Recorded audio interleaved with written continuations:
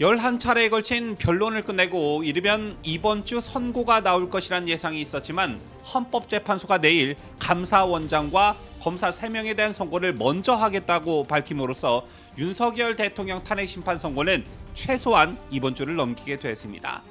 여기에 한덕수 국무총리에 대한 선고도 남아있기 때문에 다음 주 한 총리에 대한 선고가 먼저 나오게 되면 윤석열 대통령에 대한 선고는 한 주 더 밀릴 수도 있다는 전망까지 나오고 있는데요. 그 배경에 지대한 관심이 쏠리고 있습니다. 특히나 요즘 이재명과 민주당의 행보를 보면 뭔가 조급함이 느껴지는데, 조기 대선이 마치 기정사실인 것처럼 여유만만했던 이들은 또 왜 이럴까 궁금한 대목이 아닐 수 없습니다. 이번 영상에서는 이재명과 민주당의 최근 행보들로 알 수 있는 것들, 이것에 대해 논해보는 시간을 갖도록 하겠습니다.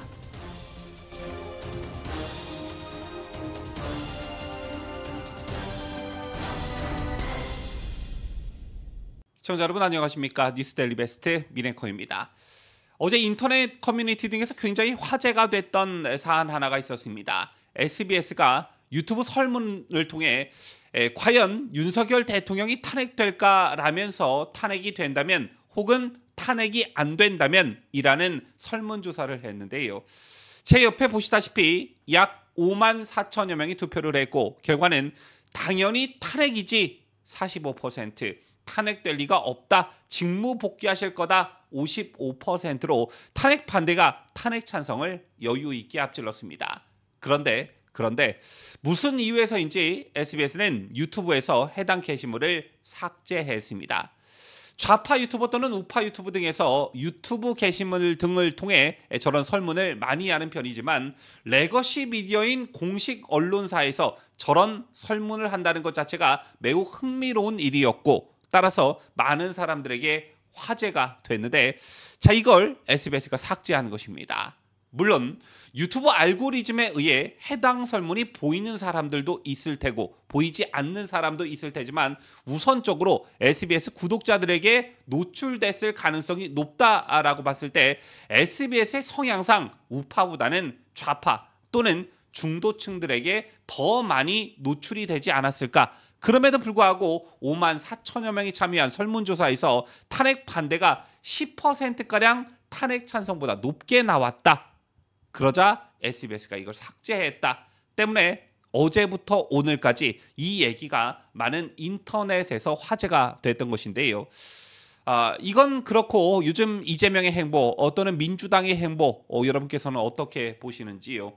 저희도 며칠 전 이재명의 표정이, 이재명의 얼굴이, 이재명의 몰골이 맛이 갔다. 특히나 윤석열 대통령 석방 이후 어딘가 모르게 불안하고 초조해 보이는 기색이 역력하다, 이런 주제로 방송을 해드렸습니다만 기억하시다시피 12월 3일 윤 대통령의 비상계엄 이후 그리고 1차 탄핵, 곧이어 2차 탄핵 소추로 탄핵이 됐고 얼마 지나지 않아 윤 대통령이 공수처와 경찰에 의해 체포 구속된 이후 이재명과 민주당은 마치 정권 교체라도 한 듯 굉장히 여유로운 모습을 보였습니다.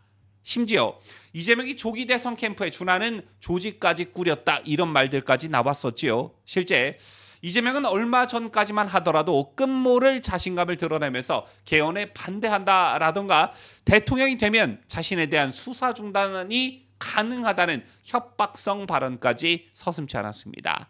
또 삼성 이재용 회장과 면담을 성사시키고 3프로 등 경제 유튜브 채널 등에도 적극적으로 출연하는가 하면 마치 비명계의 도움 없이도 대통령이 될 수 있다는 자신감 때문이었는지는 모르겠으나 과거 이재명 자신의 체포동의안과 관련해 검찰과 비명계가 짜고 한 일이라는 말까지 했습니다.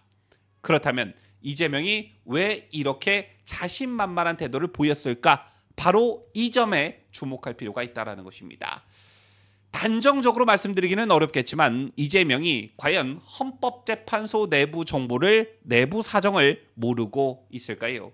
아시다시피 문영배와 이재명은 이미 정치권에서 친분설이 제기된 바 있고 헌법재판관 전계성 남편은 황필규 변호사로 윤석열 대통령 탄핵 촉구 시국선언에 이름을 올린 사람입니다. 또한 황 변호사는 국회 탄핵소추 대리인단 김희수 변호사가 이사장으로 있는 공익인권법재단 공감해서 함께 근무 중인 사실이 알려져 이해충돌 논란이 일기도 했었지요.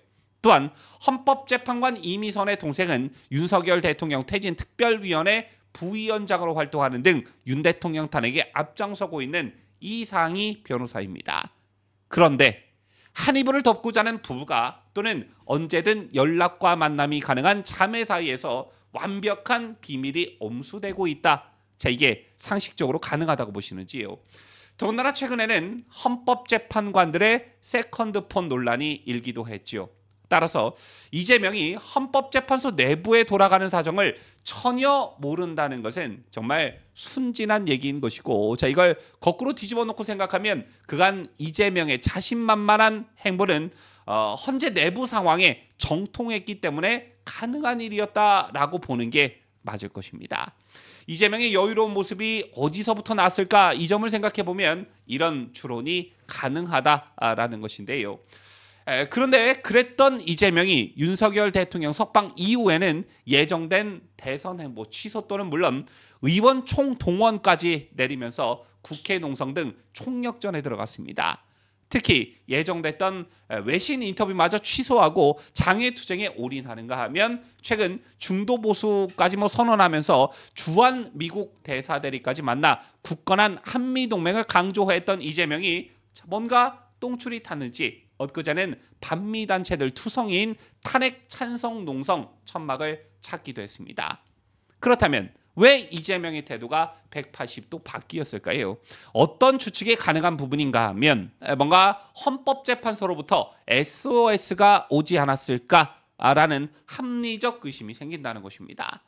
문영배를 비롯한 우리법 연구회 재판관들이 탄핵 인용을 밀어붙이는 게 마음대로 뜻대로 안 되는 상황이라는 것이고, 여론전이라도 좀 해달라, 이러다 탄핵 각하 또는 기각이 될 것 같다는 뭔가의 신호를 보낸 것이 아니냐라는 것입니다. 그러지 않고서는 이재명의 행보가 저렇게 180도 달라질 수가 없다라는 것이죠.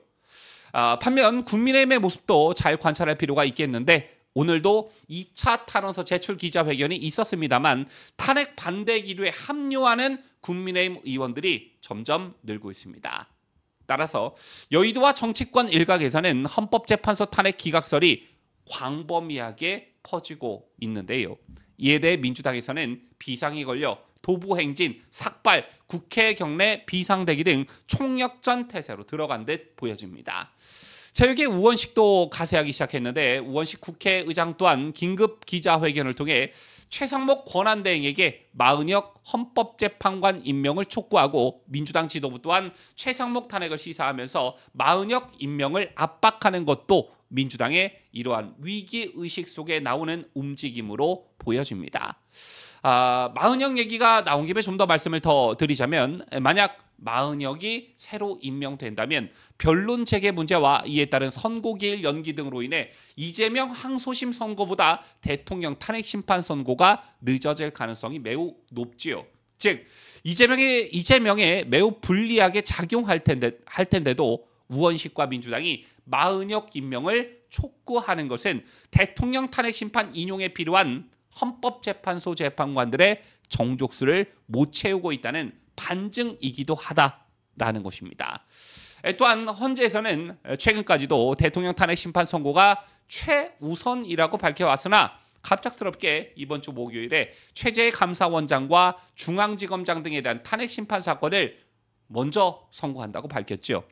이런 급작스러운 헌법재판소의 모습에서 유추해 볼 수 있는 것은 문영배 이미선 측에서 대통령 탄핵 심판에 있어서 인용 정족수를 확보하지 못했기 때문에, 즉 지들 맘대로 잘 안 되고 있기 때문에 비교적 덜 중요한 다른 탄핵 심판 사건들을 먼저 선고하면서 좀 시간을 끌고, 자, 이렇게 시간을 끌면서 대통령 탄핵 심판 인용에 필요한 헌법재판관을 더 확보하기 위한 것으로 보여진다라는 것입니다.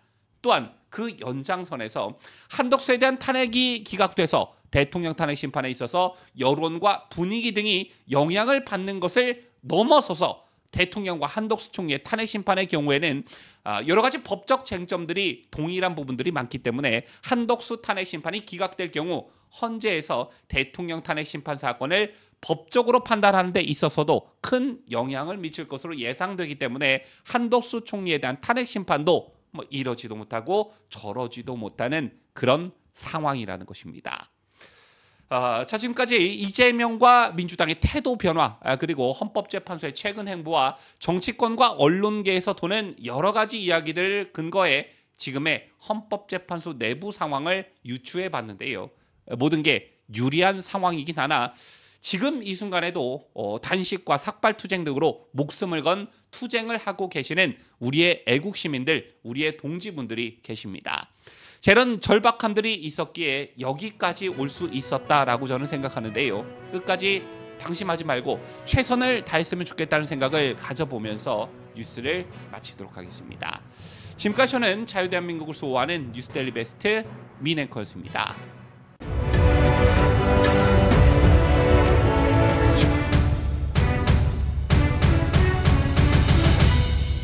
함께해요.